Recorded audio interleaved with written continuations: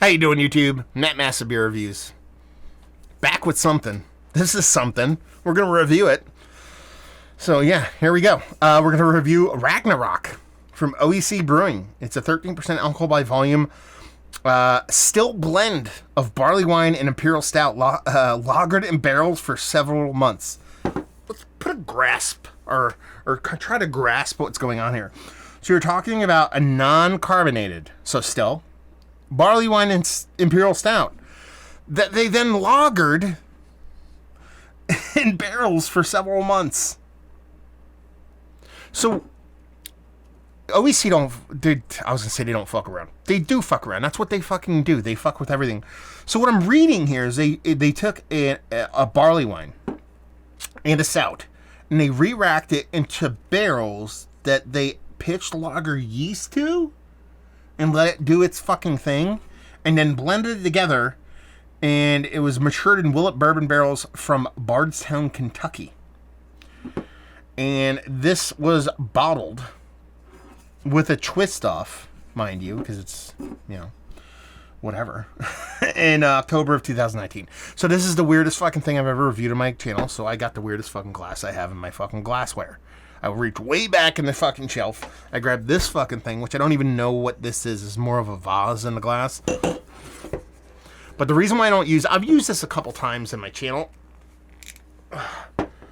I've used it a couple times, but it's the worst glass ever for beer, because anything carbonated in this thing, once it gets to here, it just shoots up. But we're not dealing with carbonated beverage right now. We're dealing with still. So I can pour it as aggressively as I wish. Nothing's going to happen. So what do we have? First things first. Label. It's awesome. It's got that kind of powder-coated kind of glass. It's got some bubble jet printer level fucking shit on it, which OEC is known for. If I got this wet, it would run and look like hot garbage, which makes me fucking even happier. So something about that label is awesome, and something about that beer is... I'll tell you what this looks like. And people will laugh at this joke if they get it. It looks exactly like a Hair of the Dog beer. Hair of the Dog is a brewery out of the Pacific Northwest that makes old ales and gigantic, huge beers, and pretty much it's a crapshoot on whether you're going to have a carbonated beer or not from them. More often than not, it's not, and more often than not, it doesn't fucking matter because the beer is fucking fantastic. So I'm assuming this is kind of homage to what they do. Or OEC's just doing their own thing. So I could rough it up as much as I want. I'm not going to get any carbonation off of it, so I might as well take this doo-doo water looking thing. It's a thing. Get a nose. Not nearly as big of a nose as I thought I'd get off of this. I mean, you're talking about barley wine, stout, barrels, months, lagered. Probably the biggest thing I'm getting off this is like a lager yeastiness. Like a sulfury, musty, dusty, funky oxidizedness off of this beer.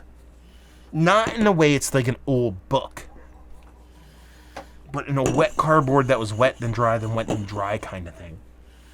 With some sweetness, some bourbon syrup.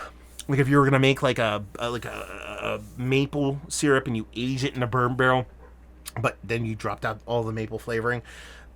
You know what I mean? It's kind of has this kind of reduced bourbon kind of syrup thing going on. Done. We're diving in. Cheers.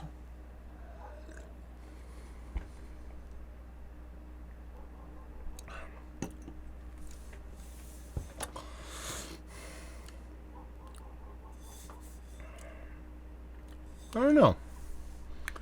I don't know what I think about it.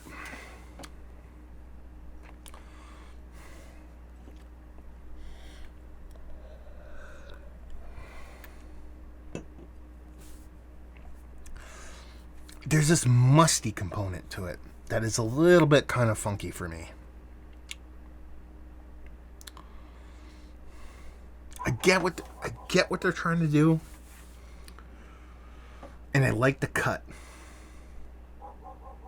I think it lacks ABV.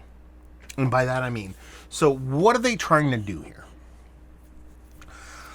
They're talking about lagering, they're talking about barrels, they're talking about spirit, they're talking about barley wine, they're talking about stout. I think they're trying to do and not that they're trying to do anything, but what they do, because that's OEC's MO. They just do whatever the fuck they want. So I'm not saying they're trying to mimic anybody. This is just my perception of what they're trying to pull off here, and I don't think it landed. So there's this big kind of beer distillate kind of subculture when it comes to beer. And by beer distillate, I think high ABV, non-carbonated beer. The most popular one would be Utopias. It's from Sam Adams. You're talking about 30%. It's more kind of cognac-y than anything else. But there's a lot of other companies that do that kind of stuff and do it in a very fun way. One of the big ones would be Demolin. Demolin does a bunch of I think Struce does it too, but Demolin does a bunch of like beer distillate stuff to where it's like 40-50% alcohol kind of beer, super icebox to non-carbonated kind of beer liquor. And that's kind of where I think they're kind of leaning in the direction here. The problem with this, for me, and again, it's a problem for me, it might not be a problem for you, is that I think it lacks the ABV to really pull it off. You know, a lot of those beers work because they eke 20, 30, 40, 50% in alcohol. This is 13%. So it has all those vibes of that beer distillate. But it doesn't have the alcohol punch to back it up, nor does it have the alcohol punch to preserve it. This probably comes off to me, and honestly, if you let this go another 5 to 10 years, it'll probably be more akin to that. Very much like port wine to me, as opposed to like a beer distillate. And port wine, sherry. So that's where I'm totally flipping the script, and that's what we're going to talk about. So this is very much a beer version of port wine, sherry, somewhere in the middle of those two, because it's not necessarily too dry to be the one or too sweet to be the other. It has this tartness and sourness that's inherent for me, and what I know and what I taste when I drink port and sherry. But it definitely has all the parts and bits and pieces of the barley wine with that sweet caramel vibes. And the stout where you get the roasty, toasty malts. I have to be in the mood for fortified wine. Like, I'm not a big fan of wine in general. It's not my go-to drink. It's actually probably way down towards the bottom when it comes to an alcoholic beverage. If I'm going to, number one, guess what? Secret. If I'm going to drink an alcohol beverage, I prefer it to be beer. Once we get outside of beer, Scotch is next. After that, then it's going to be gin. And after that, it's probably going to be sake. And then, going down the line. Wine's going to be very far down there. But before I get to true wine, I'm going to hit fortified wine. I'm going to hit your sherry. I'm going to hit your port. And that's pretty much what this kind of comes off as, but a barley wine stout mixture of those two. So with that in mind, I kind of get more what they're talking about here. But it just isn't landing for me. Because I think the grape translates more to its flavor profile than malt. And that's kind of where this comes. Now, it's cool with that little twist of the whiskey barrel because I think it adds a bit of oakiness, a little bit of vanilla, a little bit of tannins.